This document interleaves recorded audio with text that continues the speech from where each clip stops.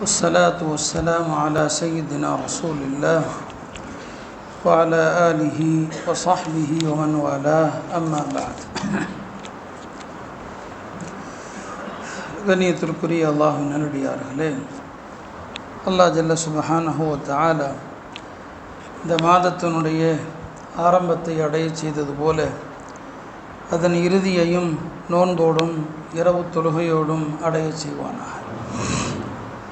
கண்ணியத்திற்குரிய அல்லாஹ்வின் நல்லடியார்களே, அல்லாஹுடைய அருளால் ரமதானுடைய இந்த முதல் தராவீகை நாம் எல்லாம் நிறைவு செய்திருக்கிறோம். அல்லாஹுடைய வேதத்தை ஓதுவது, அல்லாஹுடைய வேதத்தை கேட்பது இரண்டுமே பரக்கத்தான அமல்கள். முதல் தராவி என்பதனாலே சுருக்கமாக சில விஷயங்களை சொல்லிக்கொள்கிறேன். நபி ஸல்லல்லாஹு அலைஹி வஸல்லம் அவர்கள் இந்த மாதத்தை ஷஹ்ருன் அதீம் என்று சொன்னார், மகத்தான மாதம் என்று சொன்னார். இப்போ இந்த காலம் குர்ஆன் அருளப்பட்ட ஒரு காலம் என்பதனாலே இது ஒரு மகத்தான மாதம். இரண்டாவது, இந்த மாதத்திலே கடைபிடிக்கப்படுகிற வணக்கம் நோன்பு, அதுவும் மகத்தான ஒரு வணக்கம். நோன்புக்கு நிகரான ஒரு வணக்கமே இல்லை என்கிற அளவுக்கு ஒரு மகத்தான ஒரு வணக்கம். அல்லாஹ் தஆலா அத்தகைய ஒரு சங்கை மிகுந்த மாதத்திலே நோன்பு நோக்கிற ஒரு வாய்ப்பினை நமக்கு தந்திருக்கிறார். இந்த ரமதானுடைய மாதத்திலே 3 விஷயங்களை நாம் கண்டிப்பாக குறைக்க வேண்டும். முதலாவது என்ன? உணவை நாம் குறைக்கணும். இரண்டாவது என்ன? உறக்கத்தை குறைக்கணும். மூன்றாவது பேச்சை குறைக்கணும். நாலாவது ஒன்று இருக்குது, அது குறைக்கிறதில்ல, அதை எல்லாருமே மொத்தமாக தொலைச்சிடணும். அதுதான் இந்த மொபைல் ஃபோன்கள். இந்த ஃபோனை வச்சுருந்தீங்கன்னு சொன்னால் ரமதானுடைய நன்மைகளை திருடக்கூடிய முதல் திருடன் இந்த ஃபோனாக தான் இருக்க முடியும். இந்த ஃபோனை கையில் வச்சுருந்தீங்கன்னு சொன்னால் ரமதானுடைய எந்த நன்மையும் உங்களுக்கு கிடைக்காது. இப்போ அந்த காலத்தில் உலமாக்கள் 3 விஷயத்தை குறைங்கன்னு சொன்னாங்க. இன்றைக்கி 4வதாக நாம் ஒன்றை சேர்த்துக்கொள்கிறோம். இந்த சொன்ன 3ஐயும் குறைக்கணும்னா 4வது இந்த ஃபோனை தொலைச்சிடணும். இந்த ஒரு மாதம் கையிலே எடுக்கக்கூடாது. ஏன்னா நம்ம எந்த ஒரு விஷயத்தை பார்க்குறோன்னு எடுத்தாலும் அதில் ஏதாவது ஒரு ஆடு வரத்தான் செய்யும், ஏதாவது ஒரு மியூசிக் வரத்தான் செய்யும், ஏதாவது ஒரு பொம்பளை அதில் வரத்தான் செய்வாள்.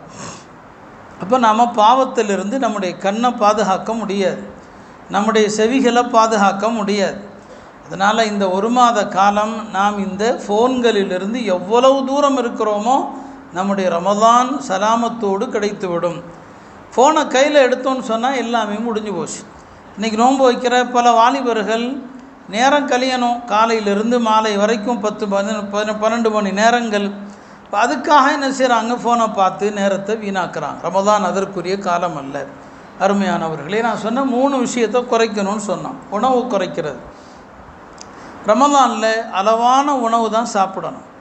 இப்போ நோன்பு ஆரோக்கியம் என்று நிறைய சகோதரர்கள் பதிவுகள் போடுறாங்க, விஞ்ஞானபூர்வமாக நோன்பில் இருக்கிற பலன்கள். நிச்சயமாக அது மறுப்பதற்கு இல்லை. நபி ஸல்லல்லாஹு அலைஹி வஸல்லம் அவங்களே சொன்னாங்க, சூமு தஸிஹு, நோன்பு வையுங்கள் ஆரோக்கியமாக இருங்கள்னு சொன்னாங்க. அவங்க சொன்னால் அது பொய்யாகாது. விஞ்ஞானம் சொல்கிறது அப்புறம் இருக்கட்டும், நோன்பு ஆரோக்கியம்தான். ஆனால் அது நோன்பாக இருக்க வேண்டும் அல்லவா? அக்காலத்து மக்கள் எப்படி நோன்பு நோட்டுறாங்க, அந்த நோன்பு ஆரோக்கியத்தை தரும். ஆனால் இன்றைக்கி நாம் ரமதானில் ஒரு 10-12 மணி நேரம் வயிறை காலியாக போட்டிருக்கிறோம். நிச்சயமாக அது பலன் தரக்கூடியது. ஆனால் நோன்பு திறக்கிற நேரத்துலையும் நாம் சஹர் வரைக்கும் சாப்பிடக்கூடிய உணவுகள் இருக்கு இல்லையா, அது நோன்பினுடைய உண்மையான பலனை உடலுக்கு நமக்கு பெற்றுத்தருகிறதான்னு சொன்னால் கண்டிப்பாக இல்லை. ஏன்னா நாம் சாப்பிடக்கூடிய அது ஹலால் தான், ஹராம் கிடையாது. அதுக்காக நோன்பு திறக்கிற நேரத்தில் இப்படி தான் இருக்கணும்னு இல்லை. ஆனால் நோன்பினுடைய முழுமையான பலனை அடையணும்னு சொன்னால் கொஞ்சம் உணவு கட்டுப்பாடு தேவை. இந்த மாதத்தில் அளவாக தான் நம்ம சாப்பிடணும். அப்போ தான் முழுமையான நன்மை நமக்கு கிடைக்கும். இரண்டாவது என்ன? பேச்சை நம்ம குறைக்கணும். அருமையானவர்களே, இந்த நாவு தான் எல்லா மனிதர்களையும் நரகத்தில் போய் தள்ளுறது. நபி ஸல்லல்லாஹு அலைஹி வஸல்லம் அவங்க ஹஜ்ரத் முஆத் இப்னு ஜபல் ரலியல்லாஹு அவர்களுக்கு ஒரு நீண்ட அறிவுரை செய்வாங்க. எல்லா விஷயத்தையும் சொல்லிக்கிட்டே வருவாங்க. கடைசியாக நபி ஸல்லல்லாஹு சொல்லுவாங்க, முஆதே, உனக்கு நான் நிறைய நல்லறங்களை சொன்னேன், இந்த எல்லா அம்சங்களையும் உள்ளடக்கக்கூடிய ஒரு அமலை சொல்கிறேன்னு சொல்லிவிட்டு தன்னுடைய நாக்கை காட்டி சொன்னாங்க, குஃப அலைக்க ஹாதா, இதை உன் கட்டுப்பாட்டில் வச்சுக்கன்னு சொன்னாங்க. இந்த நாவை உன்னுடைய கட்டுப்பாட்டில் வச்சுக்கன்னு சொல்லி.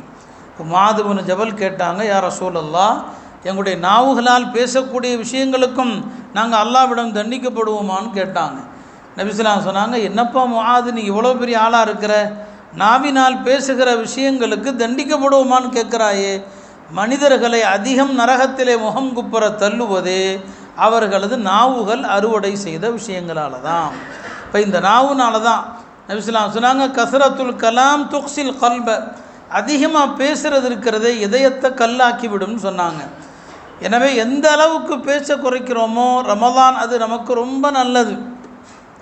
பேச்சை குறைச்சிங்கன்னு சொன்னால் உள்ள நிம்மதியாக இருக்கும், உள்ள ஆரோக்கியமாக இருக்கும். தேவையில்லாத விஷயங்களை பேசக்கூடாது, தெரியாத விஷயங்களை பேசக்கூடாது, அனுமானமாக பேசக்கூடாது, யாரை பற்றியும் அவதூறாக பேசக்கூடாது, பயனில்லாத எந்த விஷயத்தையும் பேசக்கூடாது. பேச்சுன்னு எடுத்தோன்னு சொன்னால் இவ்வளோ விஷயங்கள் இருக்குது. இன்றைக்கு நாம் ஓதிய வசனத்தில் அல்லாஹ் சொல்லுவான், கூலு லின்னாஸி ஹுஸ்னா, மனிதர்களிடம் அழகான வார்த்தையை பேசுங்கள் என்று அல்லாஹ் சொல்கிறான். இந்த ஒரு ஆயத்தினுடைய விளக்கத்தை நாம் எடுத்தோம்னா, அழகா பேசுங்கள் அப்படிங்கிற ஒற்றை சொல் இருக்கிறது. உலமாக்கள் அதை விவரிப்பாங்க. யார்கிட்ட அழகா பேசுகிறது? தாய் தந்தையர் இடத்துல அழகா பேசணும், அது அல்லாஹ் குர்ஆனில் தனியாக சொல்கிறான். தாய் தந்தையர் இடத்துல பேசக்கூடிய முறை என்ன, அந்த ஒழுக்கத்தை அல்லாஹ் சொல்கிறான். மனைவிட்ட அழகா பேசணும், நபி ஸல்லல்லாஹு அலைஹி வஸல்லம் அந்த ஒழுக்கத்தை சொல்லி கொடுத்தாங்க. மனைவிட்ட பேசக்கூடிய ஒழுக்கம் என்ன? பிள்ளைகளிடத்தில் அழகா பேசணும். யாசித்து யாராவது வர்றாங்க, யாசகம் கேட்டு வர்றாங்க, அவங்கள்ட்ட அழகா பேசணும். நமக்கு கீழே வேலை செய்கிறாங்க பாருங்கள், அவர்கள்ட்ட அழகா பேசணும். யாரிடத்துல எப்படி பேச வேண்டும், இந்த ஒரு வசனம் அல்லாஹ் அதைத்தான் சொல்கிறான், மக்கள்கிட்ட அழகா பேசுங்கன்னு சொல்லி. அருமையானவர்களே, நான் வேலைக்காரங்களை பற்றி சொன்னேன். நம்முடைய உலமாக்கள் சொல்லுவாங்க, முதலாளிகளாக இருக்கிறவங்க இந்த ரமலானுடைய மாதத்தில் வேலைக்காரங்களுடைய வேலைகளை குறைச்சிருங்க. மற்ற காலங்களில் அவங்கள்ட்ட எவ்வளோ வேலை வாங்குறீங்களோ அந்த வேலையை இந்த ஒரு மாத காலம் வாங்காதீங்க. இந்த ஒரு மாதம் கொஞ்சம் அவங்களுக்கும் இபாதத்துக்கான வழிகளை ஏற்படுத்தி கொடுங்க, அவங்க இபாதத் செய்கிறதுக்கு வழியை கொடுங்க. இந்த மாதம் அவங்கள்ட்ட கடினத்தை காட்டாதீங்க. அருமையானவர்களே, இந்த மாதத்தில் நாம் பேச்சை குறைக்கிறது, அதே போல் தான் உறக்கத்தை குறைக்கிறது. இந்த மாதத்தில் எவ்வளவு அதிகமாக குர்ஆன் ஓத முடியுமோ, ஏன்னா இது குர்ஆன் அருளப்பட்ட மாதம், வேதங்களுடைய மாதம். இந்த மாதத்தில் நாம் குர்ஆனை விட்டு தள்ளி இருந்தால் வேறு எந்த மாதத்தில் குர்ஆனோடு நம்முடைய நெருக்கத்தை ஏற்படுத்த முடியும்? எனவே அல்லாஹுடைய வேதத்தை அதிகமாக ஓதுங்க. இந்த மாதத்தினுடைய எல்லா தருணங்களும் ஒப்புக்கொள்ளப்படுகிற துஆவுடைய தருணங்கள். ரமலானில் முடிந்தவரை உங்களோடு யாரையாவது சேர்த்து கொண்டு நோன்பு திறங்கள், யாரையாவது கூட வைங்க. யாரையாவது நோன்பு திறக்கிற நேரத்தில் சேர்த்துக்கிட்டீங்கன்னு சொன்னால் நபி ஸல்லல்லாஹு அலைஹி வஸல்லம் 3 விதமான பலன்கள் சொன்னாங்க. நீங்கள் நோன்பு திறக்க யாரையாவது கூட வச்சுக்கிட்டீங்க, உங்களுக்கு பாவம் மன்னிக்கப்படும், நரக விடுதலை எழுதப்படும், நீங்களும் இன்னொரு நோன்பு நோற்ற நன்மையும் கிடச்சிரும். ஒரு நோன்பு ஏற்கனவே வச்சுருக்கீங்க, ஒரு ஆளுக்கு நோன்பு திறக்க ஏதாவது செஞ்சு கொடுத்தீங்க, நீங்களும் இன்னொரு நோன்பு வைத்த நன்மையை பெற்றுக்கொள்வீர்கள் என்று நபி ஸல்லல்லாஹு அலைஹி வஸல்லம் சொன்னாங்க.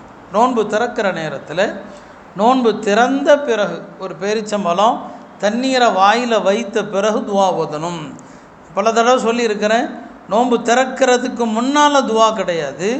நோன்பு திறக்கும் போது பிஸ்மில்லான்னு சொல்லி தண்ணியை குடிக்கணும். ஒரு பேரிச்சம்பழமோ ஏதோ குடினுங்க சாப்பிட்டு தண்ணியை குடித்து விட்டு அதுக்கப்புறம் அல்லாஹும்ம லக்க சும்து என்கிற துவாவோ, அல்லது நபி ஸல்லல்லாஹு அலைஹி வஸல்லம் ஓதிய தஹபல் லமாஉ வபதல்லத்தில் உரூக் வஸபதல் அஜ்ரு இன்ஷா அல்லாஹ், அழகான துவா, தாகம் தீர்ந்தது, நரம்புகள் எல்லாம் நனைந்து விட்டன, அல்லாஹ் நாடினால் கூலியும் உறுதியாகி விட்டது.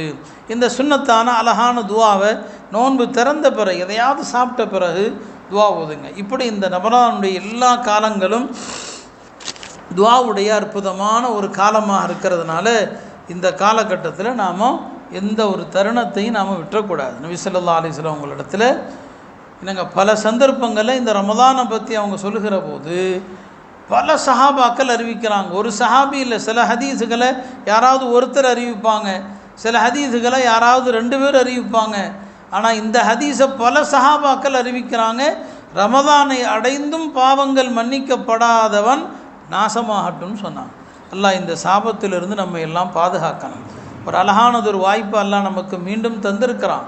போன வருஷம் நம்மோடு இருந்த எவ்வளோ மக்கள் மூத்தாயிட்டாங்க.